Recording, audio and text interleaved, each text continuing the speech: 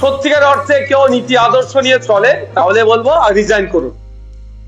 আপনি অমুক জায়গা থেকে দাঁড়িয়েছিলেন মমতা ব্যানার্জির ছবিকে সামনে রেখে, অভিষেক ব্যানার্জি তৃণমূল কংগ্রেসের জোড়াফুলকে সামনে রেখে দাঁড়িয়েছিলেন, রিজাইন করুন, আবার সেখানে ভোটে দাঁড়ান, এসে এখানে ভাষণবাজি করুন।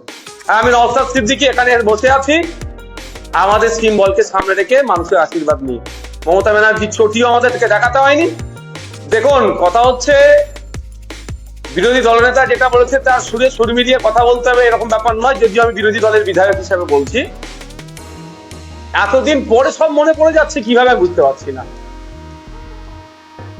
একসাথে তো দীর্ঘদিন ছিলেন ওনারা, আর এই পরিবারতন্ত্র বা এটা আমরা আজকে দেখছি না, আমরা তো বারবার বলে আসছি। সেই সময় বা 4 মে 2026 তখন খুব মিষ্টি মিষ্টি লাগছিল, আর এখন আমরা দেখতে পাচ্ছি এখন এইগুলো শব্দগুলো বার হচ্ছে। আমি টু বি ফ্র্যাঙ্ক একটা কথা বলি সাধারণ মানুষের উদ্দেশ্যে, সব থেকে বড় কথা, ওই সমস্ত ভালো আর খারাপ তৃণমূলকে যারা ভোট দিয়ে জিতিয়েছেন, আপনারা কাকে জিতিয়েছেন একটু ভাবুন।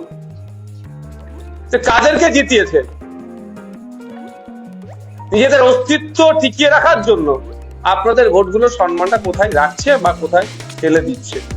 কে কোন গ্রুপে যাবে সেটা আমি ডিসাইড করে দিতে পারি না, এটা তাদের সম্পূর্ণ ব্যক্তিগত মতামতের উপর নির্ভর করছে। তবে আমি একটা কথা বলতে পারি, আমি ওই বেশি তাত্ত্বিক কথা আমি জানিও না বা বলিও না। হ্যাঁ, নীতি আদর্শের উপরে আমি অবিচল থাকি। যদি সত্যিকার অর্থে কেউ নীতি আদর্শ নিয়ে চলে তাহলে বলবো রিজাইন করুন। আপনি অমুক জায়গা থেকে দাঁড়িয়েছিলেন মমতা ব্যানার্জির ছবিকে সামনে রেখে, অভিষেক ব্যানার্জি তৃণমূল কংগ্রেসের জোড়াফুলকে সামনে রেখে দাঁড়িয়েছিলেন, রিজাইন করুন, আবার সেখানে ভোটে দাঁড়ান, এসে এখানে ভাষণবাজি করুন। আমি নওশাদ সিদ্দিকী এখানে বসে আছি আমাদের সিম্বলকে সামনে রেখে মানুষের আশীর্বাদ নিয়ে। মমতা ব্যানার্জির ছটিও আমাদেরকে দেখাতে হয়নি। নিজের স্বার্থে তারা কি কাজ করবে? নিজের স্বার্থের জন্য হয়েছে। আমি এখানে তৃণমূলের হকালিতি করতে আসছি না, কারণ তৃণমূলের ভবিষ্যৎ অনেক আগে আমি বলেছিলাম, যেদিন ক্ষমতাচ্যুত হবে তার পরের দিনে পতাকা বাঁধার লোক পাওয়া যাবে না। আর আপনারা দেখুন, আমাকে একটা জায়গা দেখান, এই আজকে 1.5 মাস পার হতে যাচ্ছে, নতুন করে তৃণমূলের ঝান্ডা 1.5 মাসে কোথাও লাগাতে পেরেছে? কত কাউকে আক্রমণে যাব না। আমি শুধু একটা কথা বলবো,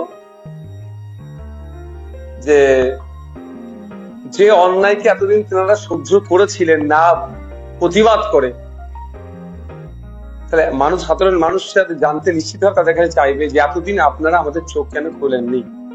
নিশ্চিতভাবে সেখান থেকে আপনারা সুযোগ সুবিধাগুলো পাচ্ছিলেন, এখন ওই এন্ড থেকে সুযোগ সুবিধাগুলো হয়তো পাচ্ছেন না সেইভাবে, বা পাবেন না, কারণ আপনারা স্বাধীনতার স্বাদ পাচ্ছি দলে থেকে যারা বলেছে তাতে তৃণমূলের, তাদেরকে যদি দাঁড় করানো হয় নতুন করে, একটাও জিতে আসতে বিধানসভায় পারবে, এটা আমি চ্যালেঞ্জ করে বলছি।